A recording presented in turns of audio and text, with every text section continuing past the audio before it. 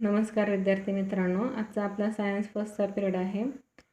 This is the last point of this chapter, work and energy. Now we have to see the power. In the last period we have seen that the law of conservation of energy, we proved that law.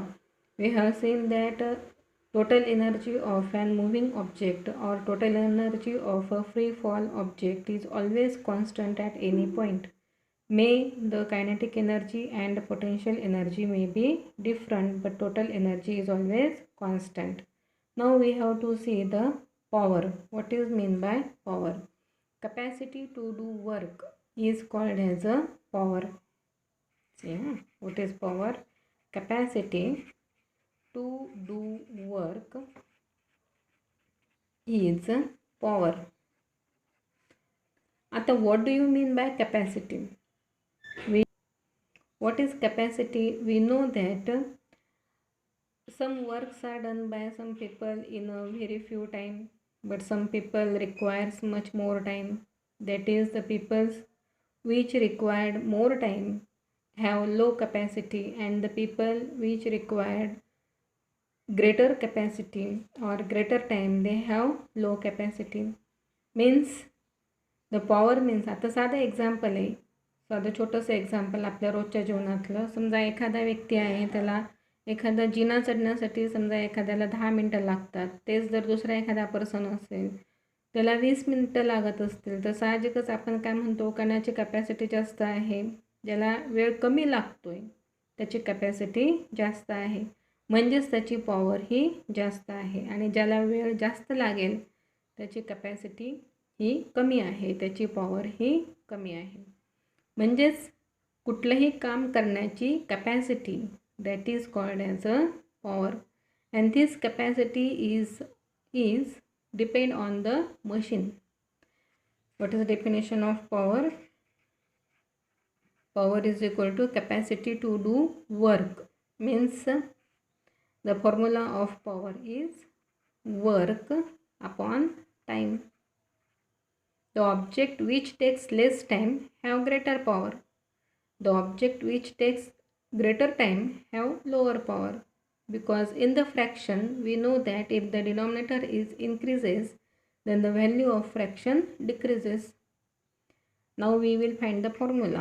Power, symbol of power is capital P. The symbol of work is W, and symbol of time is T. That is, the formula for power is W upon T. If we learn any new physical quantity, then we find the unit of it. The unit of work is joule, and the unit of time is second. That is the unit of power, but which unit? SI unit. SI unit of power is joule per second. But we do not say that SI unit as a joule per second, because power is discovered by the scientist Watt, James Watt. Hence we give to honor to that James Watt, we use the SI unit of power is Watt. SI unit of power is equal to Watt. Means see, Watt is equal to joule upon time. Unit of time is second. Now we will find the least count of power. Means 1 watt is equal to, smallest unit is 1 joule upon 1 second. Now do the definition of 1 watt. What is the definition of 1 watt? 1 watt is when the work of 1 joule is done in 1 second.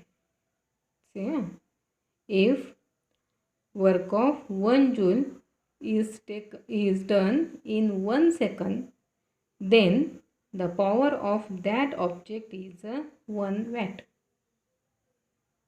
Okay, if 1 joule work is performed in 1 second, then power is 1 watt. This is the least count of power. Now this is the SI unit of power, we will find the CGS unit. CGS unit of power. Again, the CGS unit of work, definition is work upon time. CGS unit of work is not joule, it is erg. And CGS unit of time in both cases, SI and CGS unit of time is second only. That is, the CGS unit of power is erg per second. What is CGS unit? CGS unit is equal to erg per second. This is the CGS unit of power. But industrial sector, the unit of power is horsepower.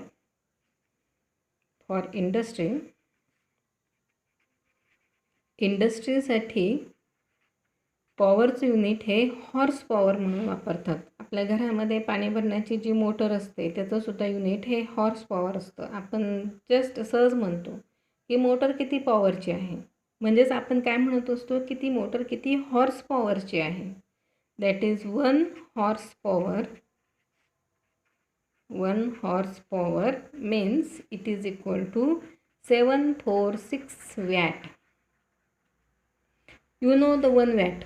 1 watt is equal to 1 joule per 1 second. Now 1 horsepower means how many watt?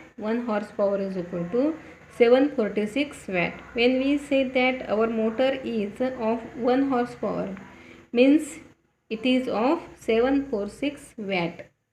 This is the commercial unit or industrial unit of a power. But commercial unit, the unit which we get in a meter bill, कधी मीटरचं bill कधी पाहिलं आहे का? त्याच्यावर आपल्याला unit मिळतात. म्हणजे तुम्ही महिन्याभरामध्ये 50 युनिट वापरले आहेत, 100 युनिट वापरलेले आहेत, तर ते 1 युनिट म्हणजे काय?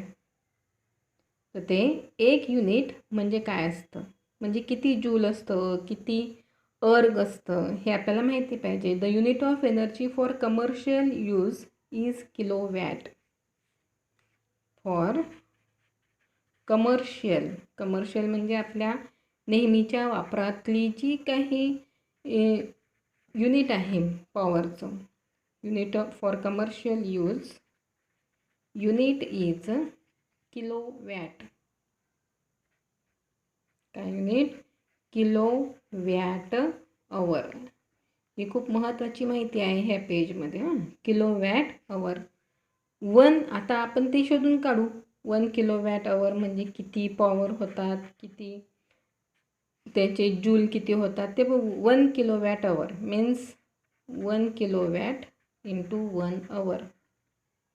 1 किलोवॅट म्हणजे किती वॅट? 1000 watt into 1 our. 1 तास. 1 तास म्हणजे किती मिनटे? 60 मिनटं. पुन्हा हे 100 वॅट तसेच ठेवा. 60 मिनटं, पण टायमाचं युनिट काय आहे? सेकंद आहे. मग हे मिनटाचे पुन्हा सेकंद करा. 60 मिनटाचे किती सेकंद? 60 गुणिले 60 एवढे सेकंद. म्हणजेच मग आता हे किती झाले? 1000 इंटू 60 इंटू 60 6 6 36 वर 2 0 आणि युनिट मी आता एकत्र लिहिते. Watt second. आता एकावर 3 शून्य, 36 वर 2 शून्य, म्हणून काय करा? 36 इंटू 10⁻². एकावर किती 0 आहेत? 5. 10च्या डोक्यावर किती लिहायचे? 5 वॅट सेकंद. बरोबर आहे. आता असं युनिट आपलं नसतं, त्याला जरा सायंटिफिक मेथडने मांडायचं. 36 आहे, त्याच्याऐवजी काय लिहा?